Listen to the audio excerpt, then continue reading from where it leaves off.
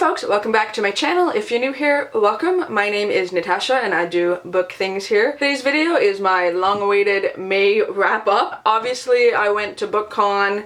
That kind of took up the first chunk of June, so I didn't have time to really film or whatnot before then. Also, I do want to say that you will be seeing a bunch of videos that I filmed back in May, a couple of hauls and things like that, that I didn't have time to upload before then. And so if my videos kind of jump back to freshly dyed hair and blah blah blah, that's why. But yeah, without making this video too long, this is my May wrap-up, all the books that I've read in May. I'm going to tell you guys what I read, what I thought about them, my star ratings, and all of that stuff. First, I'm going to give you guys my stats like I do every month. This is something that I enjoy, that I thoroughly enjoy telling other people.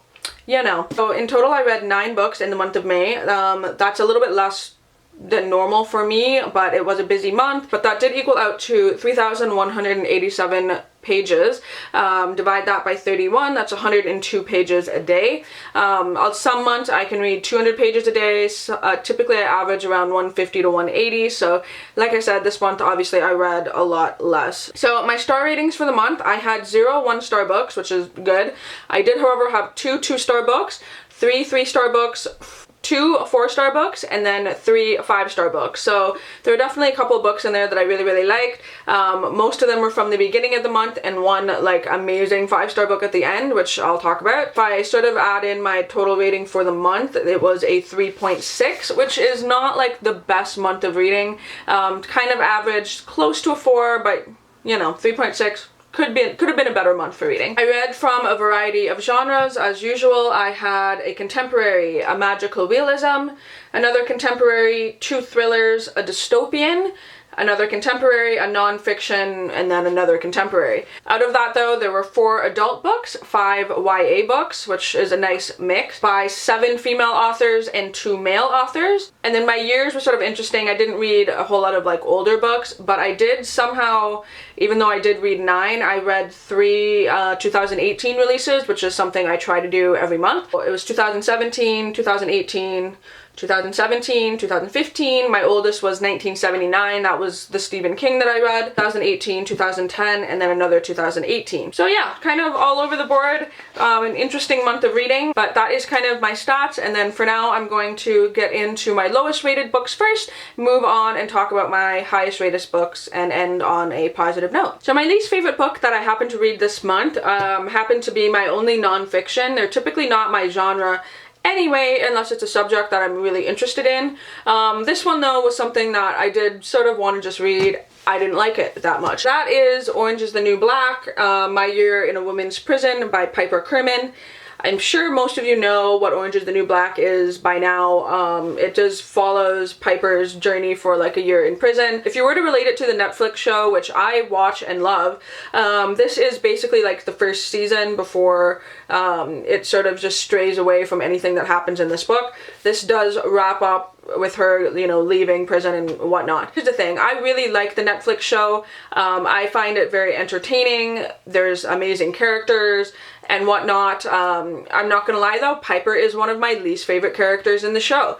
I think she's just kind of a privileged white bitch, and it reads in the show. It also reads in the book, and you know, she does talk about her privilege in that sense, but it's almost more idiotic in the book form. The fact that she did some shitty things leading to why she's in prison, but there's this whole sort of dialogue that she's I didn't realize it was a bad thing. It's really? This book just more pissed me off. I did sort of like reading it and trying to relate certain characters in this to certain characters in the show.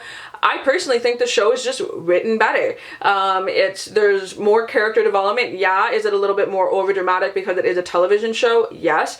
But at the same time, I feel like I could relate more to the characters in a TV show than I could in the characters that she's describing in the book. Not to mention, I don't think this is greatly written. It sort of hops all over the place without one sort of streamlined narrative throughout. I mean, it does sort of streamline, I guess, and it's this is my prison sentence from day 1 to day I leave.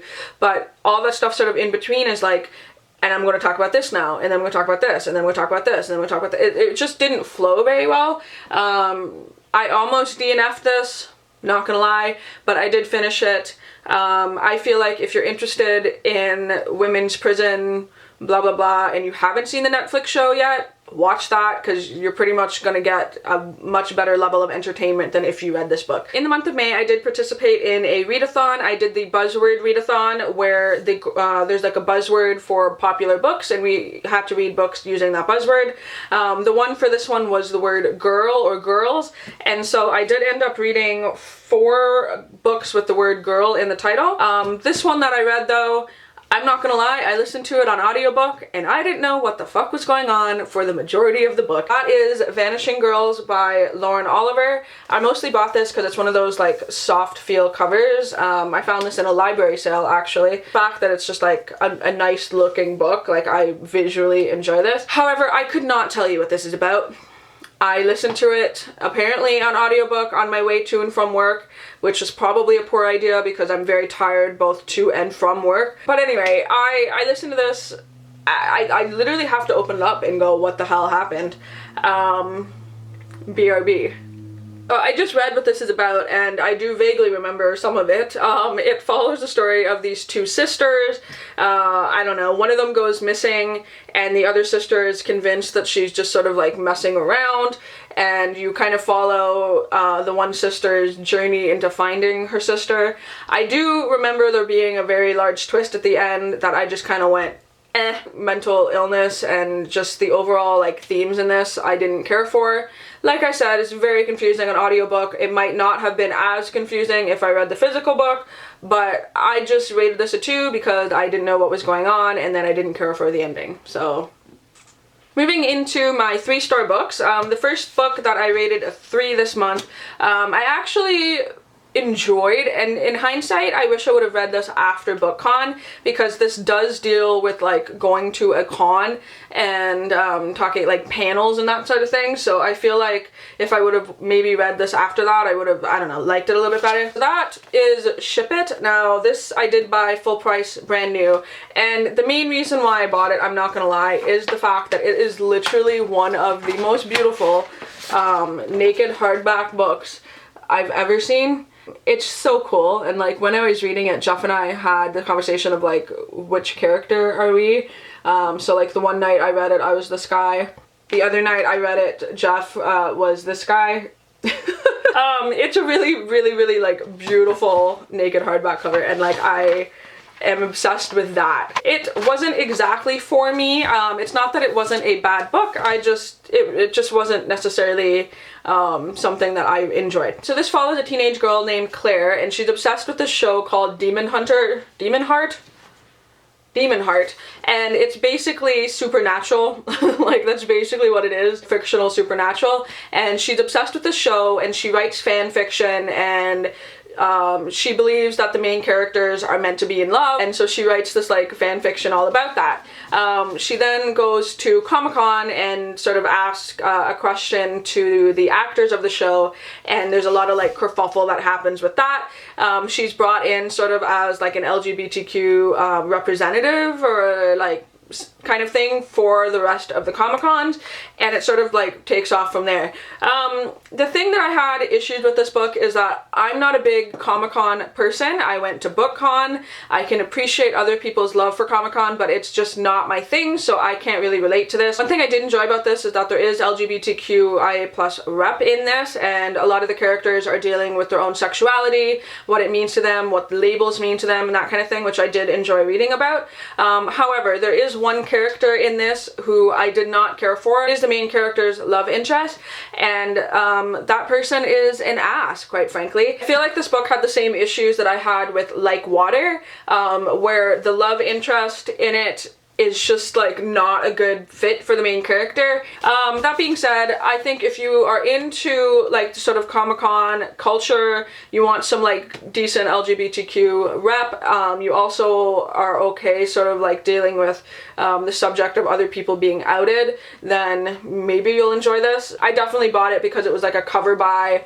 and a naked hardback buy, and you know, I enjoyed it, but it wasn't a fantastic book for me, so I gave it a 3. My next 3-star book is Girl on the Train by Paula Hawking. Sort of went into this knowing what this is about. This is a basically domestic thriller, follows the story of a woman who is, I don't know, sort of dealing with her life having been divorced, and she's dealing with like her own alcoholism and that kind of thing, sort of spying in on lives of neighbors and lives of her ex-husband and his new wife. Yeah, and it sort of just goes from there. There's a little bit of like an unreliable narrator because you don't really know what this woman is thinking and like how inebriated she was at any given time. So I did enjoy that, but I'll be honest, the twist at the end, I'm like, okay. And that's basically why I gave it a 3. It was entertaining. I enjoyed the whole girl on the train part where she's sort of like viewing into other people's lives.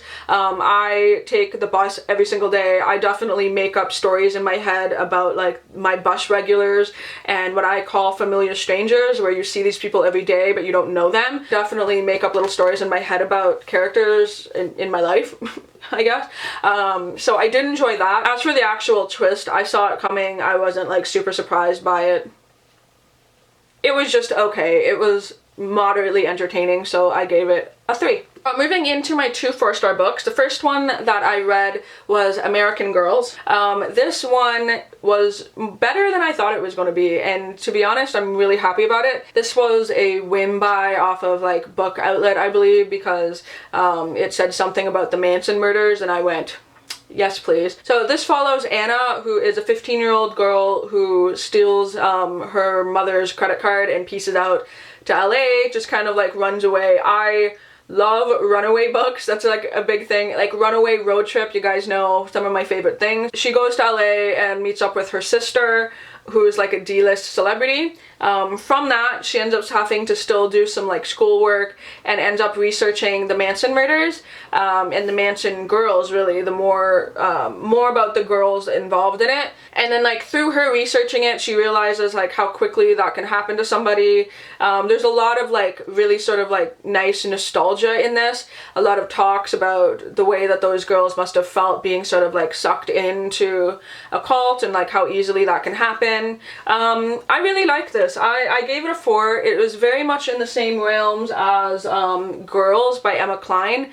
However, Girls I felt like was more like prosy and flowery, whereas this was more like abrupt and gave you a lot of like details about the Manson girls. I recommend if you liked Girls but you wanted a little bit more detail about the murders, then this one is pretty good. But my next 4-star book is my one Stephen King that I read this month. I wanted to definitely read more King, but I just didn't get around to it. But this one that I read, I loved, and you're wondering like, why didn't you rate it a 5? Well, I will explain that, because typical Stephen King fashion, the ending was not great. I ended up reading The Long Walk, and this is King writing as Richard Bachman, so just keep that in mind. If you can't find it under King, it's under Bachman. This is Stephen King's like dystopian world where it follows a boy who has entered into the Long Walk, which is basically a race where 100 boys sign up for this walk, and they basically walk until there's only one left.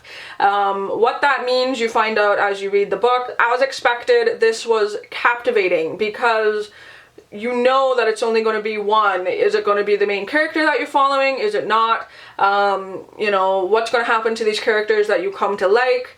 Obviously, there's only going to be one left, so you kind of know like the bleak outcome going into it, but his writing really like keeps you going and keeps you interested and you want to keep reading it. I read this like so fast. This is one of the fastest reads of the month, and I loved it. I get asked a lot, like, you know, what Stephen King should I start with? Or I'm not used to horror, what should I start with? Or what should I read from King? Honestly, if you're not used to horror and you want a good, like, dystopian and a little taste of King's writing style, this is a great one to start with. Like, Julie could read this. This is always, like, my rating for Stephen King's. I'm like, would Julie be able to read this? Julie, you'd be able to read this. It's not scary at all. It's just more of a dystopian book. And I believe that The Hunger Games were like slightly inspired by this. So if you like The Hunger Games, but you want like a Stephen King-y twist to it, read The Long Walk. It's really fucking good. However, without getting into spoilers as usual, Stephen King does not write the best endings, and so for me this ended a little bit too abruptly. Yeah, which is the only reason why I gave it a 4 and not a 5. 5-star books. I have 3 here that I really like this month, and all of them are very different, and all of them I feel like I rate 5 stars for completely different reasons. Yeah, I just have an issue with like, I just feel like if I really enjoy a book and I'm like, this is a 5, then I just rate it a 5, and then I kind of look at other 5-star books that I rate and I go, but I don't care, I'm rating all these a 5, so deal with it. The first book of the month that I read, I rated a 5, and I loved it, and I'm so happy about it. That is The Rome Affair by Karen Swan. I definitely expected this to be cheesy, like, ooh, Rome, whatever. This, I feel like if you liked The Seven Husbands of Evelyn Hugo, and you also like Italy and Rome, then this is an perfect mix of both of those things. It just follows the main character, Francesca. She's 27. She's leading like tourist groups in Rome, which is kind of funny because when we did Segway tours in Rome, our little like head lady was Francesca, so I definitely pictured her in this whole book. Like, even though she didn't look the same, I pictured her as the main character. Of course. She's kind of just like struggling her way through Rome, and she ends up finding this really expensive handbag like in her trash, and leads it back to this lady who is basically like a princess, very rich, in this like lavish house, and I just pictured all of this. Anyway, I'm getting ahead of myself. I can't describe this book because it's just like, it was so good. This woman reads very much like an Evelyn Hugo type, and it was great, like fucking fantastic. It's very much like The Seven Husbands of Evelyn Hugo, where like a reporter's brought in to write about her life. Elena's doing the same thing. She's writing about her life, and they find out these secrets, and the secrets are really good, and there's a couple of twists, and there's like things that, it was just great, okay? There's a little bit of mystery to it, a lot of like describing Rome, a lot of like just these descriptions of these beautiful places, and I fucking love this because this was like me reliving my like Segway tours through Rome, past like these beautiful big houses and like mansions and estates. And then also like my tour guide for those Segway tours was named Francesca, so I definitely saw her in this book. I feel like this book is a 5-star book, definitely, to me. If you like sort of descriptions of Rome and Italy, and you like The Seven Husbands of Evelyn Hugo, but you maybe want something a little bit lighter and more like travel-y, you'll love this. My next 5-star book is one that I loved, and I was so excited for, a 2018 release, which I'm just so happy when I find those new books that I really like. That is Undead Girl Gang by Lily Anderson. So this follows Mia Flores, who is like plus size, Doc Martin wearing, like Wiccan witch girl. She's like one of the only ones in her school. Basically her friend winds up dead, and she uses her like Wiccan spells and whatnot to basically bring her back from the dead. She manages to do that, and also brings back 2 other girls, and you sort of find out the mystery from there about all of their deaths. This was funny, this was witchy, this was perfect to me, and that, like, at no point in this book did I want this book to end. I loved the characters, I loved like the descriptions of her and going and getting like certain ingredients for her spells. It was just, this was so good. I really want to reread this, like especially in October. I think I'm gonna have to bust this out for October because I got such like hocus pocusy, like fun, witchcrafty vibes from this. I just loved it. And then the last book that I read of the month, and my 5-star, but it's really more like a 7.5 star out of 5 because I fucking love this book so much. I just love it, and if you guys should know what it is by now if you watch my BookCon like video, because this book was amazing. That is Anger is a Gift by Mark Oshiro. This book is everything. So if you like The Hate You Give and you gave The Hate You Give 5 stars, read this because I feel like I got a little bit more out of this book and I loved it even more. Not to necessarily compare, but they're similar topics, only I thoroughly enjoyed this writing more and the characters more in this. So from here, I kind of said right to Mark's face when I met him, I'm like, I'm not sure what to rate your book because I've read similar things and I've rated those things very highly. Like, what do I rate your book? So that's why I kind of joke and say I rated a 7.5 out of 5 5. So this follows Mosh Jeffries, who is a teenage boy, black and gay, and he deals with a lot of stress-related anxiety and panic attacks from the death of his father, which was because of police brutality. It all just starts off the book like that, and so already you're dealing with a lot. From there, it follows him through the school system as they introduce metal detectors and police on campus, and just things that I, as like a, you know, out of high school for 10 years and being a white girl, have never sort of had to deal with. It just portrays it in such like a raw, like passionate way that truly scared me. Like, it's just the fact that kids have to deal with this just upset me. Anyway, so moving along. I'm crying already. Oh my god, like the relationships in this book are just amazing.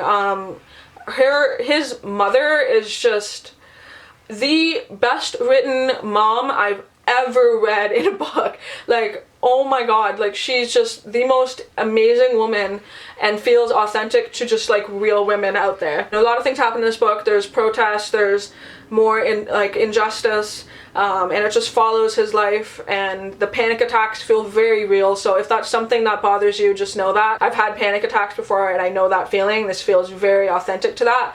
I cried several times reading this, and at one point you think things can't get worse, and then it does, and it left me a little bit dead inside, I'm not gonna lie. That being said, just please go read this. If you freaking read one book that I suggest to you this like whole year, it's this one, please. I got the chance to meet Mark at BookCon. He is literally the greatest human. He's so nice. You know, took time out of his day to talk to us for a significant period of time, signed Chelsea's book, you know, gave a little signature in a book for me as well. You know, just talked about how word of mouth is what really sort of gets these books going. So this is my word of mouth to you guys to please go get this book. Support him. He's wonderful, and I need him to write more books, please. So yes. Favorite young adult book that I've read so far this year, and it's going to take a lot to beat this for me. So yeah, I highly suggest this. Please go buy it. Okay, thank you. So as usual, this video is probably 30 minutes long. I like to talk about books I like to talk about, so I do hope you guys enjoy this. Definitely stay tuned for a BookCon wrap-up, a lot of hauls from the month of May. I hauled too many things in May, so stay tuned for those. Tags, Stephen King Sundays, whatnot. I am trying to film on my days off as best I can. So yeah, I do hope you guys like this video. I hope everyone is doing good. So until my next one, I'll talk to you soon. Bye!